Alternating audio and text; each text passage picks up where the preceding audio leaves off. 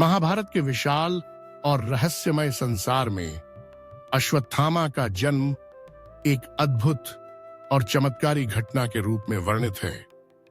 उनके पिता महान गुरु द्रोणाचार्य वेदों और अस्त्र शस्त्र विद्या के अप्रतिम ज्ञाता आया थे। वर्षों तक संतान की चाह में तपस्या करने के बाद द्रोणाचार्य और उनकी पत्नी कृपि को संतान सुख की प्राप्ति हुई। यह वही समय था जब द्रोणाचार्य अत्यंत निर्धन थे। उनके पास अपनी पत्नी को देने के लिए दूध तक नहीं था।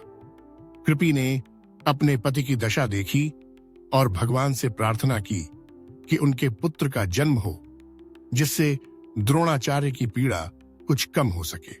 भगवान शिव की कृपा से कृपि ने एक तेजस्वी पुत्र को जन्म दिया, जिसका नाम रखा गया अश्वत्थामा। कहा जाता है कि जब अश्वत्थामा का जन्म हुआ तब उनके रुदन की आवाज घोड़े के समान थी, इसलिए उनका नाम अश्वत्थामा पड़ा, अर्थात घोड़े की आवाज वाला। जन्म के समय ही उनके ललाट पर एक दिव्य रत्न सुशोभित था, जो उन्हें अद्भुत शक्तियां और अमरता प्रदान करता था। यह रत्न न केवल उन्हें अदृश्य और अपराजेय बनाता था, बल्कि उनके आसपास के वातावरण को भी सकारात्मक ऊर्जा से भर देता था। अश्वत्थामा के जन्म के साथ ही द्रोणाचार्य के जीवन में एक नई आशा का संचार हुआ। उन्होंने अपने पुत्र को वेद, शास्त्र और अस्त्र शस्त्र की शिक्षा देना प्रारंभ किया। अश्वत्थामा बचपन से ही अत्यंत बुद्धिमान, पराक्रमी और तेजस्वी थे।